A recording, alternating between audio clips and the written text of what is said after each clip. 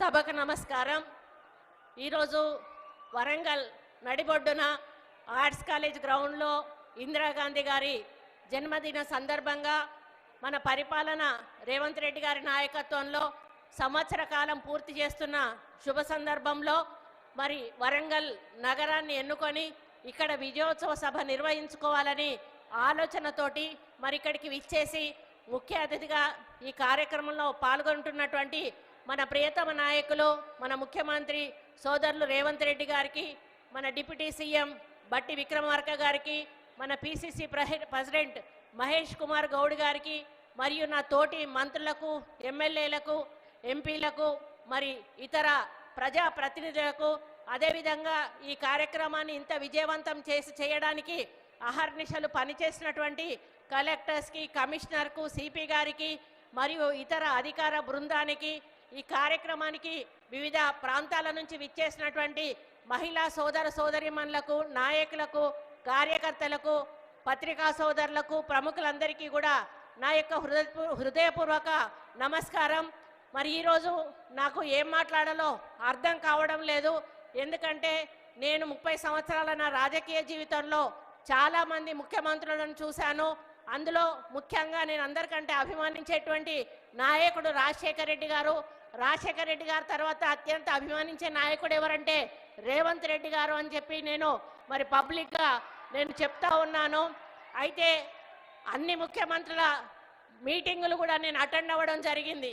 జనరల్గా ముఖ్యమంత్రులు ఒక మీటింగ్ పెట్టినప్పుడు ఆ మీటింగ్లో మాకు కావాల్సిన సమస్యలను చెప్పి, అన్న ఈ సమస్యలు ఉన్నాయి, ఇవి తీర్చండి, వచ్చేసారి మీరు వచ్చినప్పుడు ఈ సమస్యలకు పునాది వేయాలి అని చెప్పినటువంటి సందర్భాలు ఉన్నాయి.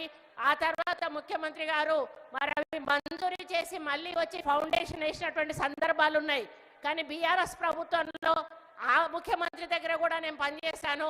మరి ఆయన ఇటువంటి మీటింగ్లలో వందల కొలది వాగ్దానాలు చేసేది, ఏది కూడా ఒక్క రూపాయి కూడా మంజూరు చేయలేదు. రాజశేఖర రెడ్డి గారు మాత్రం చెప్పిన ప్రతి పనిని కూడా చేసి మళ్ళీ ఆయన వచ్చి ఫౌండేషన్ వేసిన సందర్భాలు ఉన్నాయి. కానీ ఈ సభ, ఈరోజు జరుగుతున్న ఈ వరంగల్ సభ అందుకు భిన్నంగా చరిత్రలో నిలిచిపోయే విధంగా ఉంది అని చెప్పడానికి నేను చాలా గర్వపడతా ఉన్నాను. ఎందుకంటే మరి నేను పోయే టైం ఎటువంటిదో, అన్నం మూడు ఎటువంటిదో, కానీ నేను ఎప్పుడు పోయి ఏది అడిగినా కూడా చూద్దాంలే అక్క, చేద్దాంలే అక్క అనేటోడు. నేను ఊరికే అనుకునేదాన్ని, అయ్యో అన్న దగ్గరకు పోయి అడుగుతా ఉన్నా, అన్న ఏది అడిగినా కూడా చూద్దాంలే చేద్దాంలే అంటాడు. మరి ఇప్పటి వరకు ఒక అభివృద్ధి కార్యక్రమానికి మేము శ్రీకారం చుట్టలేదు. మరి ప్రజలకు మేము ఏ విధంగా సమాధానం చెప్పుకోవాలని పదే పదే నేను మదన పడతా ఉండేదాన్ని.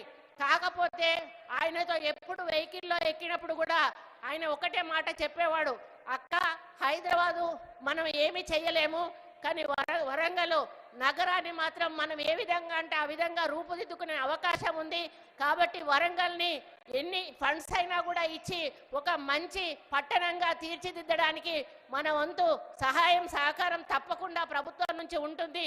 దానికి మాస్టర్ ప్లాన్ అనేది చెయ్యాలి అని వారు కోరడం జరిగింది. మరి మా ఇన్ఛార్జ్ మినిస్టర్ శ్రీనివాసరెడ్డి గారు ఇక ఆయన పట్టుకున్నాడంటే ఉడుపు పట్టే వదిలిపెట్టాడు. ఇక అధికారుల వెంటపడి వేటాడి మరి మమ్మల్ని పదే పదే రివ్యూ మీటింగ్స్ పెట్టించి మాకు ఒక ప్రణాళిక అంటూ సిద్ధం చేసి ముఖ్యమంత్రి గారి దృష్టికి తీసుకుపోవడం జరిగింది. మరి ముఖ్యమంత్రి 19వ తారీఖు వస్తున్నారు అంటే జనరల్గా ఏదో మహిళలకు సంబంధించిన మీటింగ్ పెట్టి వెళ్ళిపోతారేమో అని నేను అనుకున్నాను. కానీ గత వారం రోజుల నుంచి సెక్రటేరియట్లో జరిగిన హడావిటి అంతా ఇంత కాదు అని చెప్పక తప్పదు. అన్ని డిపార్ట్మెంట్స్ కూడా అలర్ట్ అయిపోయాయి. ఒక డిపార్ట్మెంట్ తర్వాత ఒక డిపార్ట్మెంటు వరంగల్లో ఏమేమి అవసరం ఉన్నాయని చిన్న చిన్న పనులను కూడా చూసి వాటిని వివరాలు తెప్పించుకొని వాటన్నిటికీ కూడా జీవో ఇచ్చి దాదాపు ఈరోజు 4,500 కోట్ల రూపాయల నిధులు విడుదల చేస్తూ జీవోలు ఇచ్చి ఈరోజు ఇక్కడ శంకుస్థాపన కార్యక్రమం చేసినందుకు ఈ వేదిక నుండి మరి సీఎం గారికి హృదయపూర్వక ధన్యవాదాలు మా వరంగల్ ప్రజల తరఫున తెలియజేస్తా ఉన్నానన్నా. మీ నమ్మకాన్ని వమ్ము చెయ్యము. తప్పకుండా ఈ యొక్క వరంగల్ నగరాన్ని పట్టణంగా రూపుదిద్దడానికి ఇక్కడి మంత్రులుగా సీనన్న గారి నాయకత్వంలో మేము తప్పకుండా మీరన్న ఆశయాన్ని సాధించడానికి ముందుకెళ్తాము. అది ఈరోజు ఒక మహిళ ప్రధానమంత్రి ఇందిరాగాంధీ గారి పుట్టినరోజు సందర్భంగా 2 మహిళా మంత్రులం ఇక్కడ ఉన్నాము, ఒక మహిళా మేయర్ ఉంది, ఒక మహిళా ఎంపీ ఉంది. ఈరోజు మహిళా శక్తిని ఇక్కడికి తీసుకొచ్చి వీళ్ళందరి ముందట మాకు వరాల జల్లు కుల్పించినందుకు మీకు ఎల్లవేళలా కూడా రుణపడి ఉంటామని ఈ సందర్భంగా మేము విజ్ఞప్తి చేస్తూ, మరి తప్పకుండా ఈ వరంగల్ నగర అభివృద్ధికి, ఎందుకంటే ఎయిర్పోర్ట్ అనేది దశాబ్దాల కళ, ఎయిర్పోర్టు కళను ఎవ్వరు కూడా సహకారం చేయలేకపోయారు. అది ఈరోజు మన రేవంత్ రెడ్డి అన్న వల్ల అవుతుంది. రేపు మనకి ఎయిర్పోర్ట్ వస్తే మనకు కంపెనీలు వస్తాయి, ఇండస్ట్రీస్ వస్తాయి. ఇటు కరీంనగర్ సైడ్ కానీ, ఇటు ఖమ్మం సైడ్ కానీ, ఇటు హైదరాబాద్ సైడ్ కానీ విపరీతమైనటువంటి మనకి ఇండస్ట్రీస్ వచ్చినప్పుడు మన పిల్లలకు ఉద్యోగాలు వస్తాయి, మనము ఆర్థికంగా బాగుపడతాము.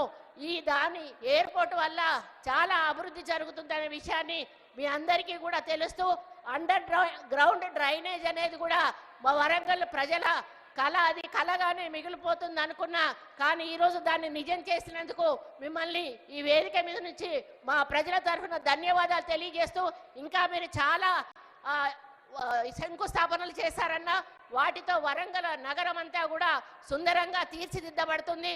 వాటన్నిటిని కూడా దగ్గరుండి నాణ్యమైన పనులతో అవినీతి జరగకుండా ముందుకు తీసుకుపోయే విధంగా అధికారులతో మేము కమ్యూనికేట్ చేసుకొని మా ఇన్ఛార్జ్ మినిస్టర్ గారి నాయకత్వంలో తీసుకెళ్తామని తెలియజేసుకుంటూ, ఇదే ఆదరణ, ఇదే ఆప్యాయత, ఇదే ప్రేమ మా మీద ఎప్పుడు ఉండాలని, మమ్మల్ని ఆశీర్వదిస్తూనే ఉండాలని కోరుకుంటూ, మళ్ళీ మీకు మరి నిధులు విడుదల చేసినందుకు మా బట్టన్నకు పాపం బట్టన్న వెనకాల పడతా ఉంటా, అన్న అన్న 1 రూపాయి కూడా ఇవ్వని, పాపం బట్టన్న కూడా ఈరోజు 4,500 కోట్ల రూపాయలు విడుదల చేసినందుకు వారికి కూడా వేదిక మీద నుంచి ప్రత్యేక ధన్యవాదాలు తెలియజేస్తూ మరి సెలవు తీసుకుంటా ఉన్నాను.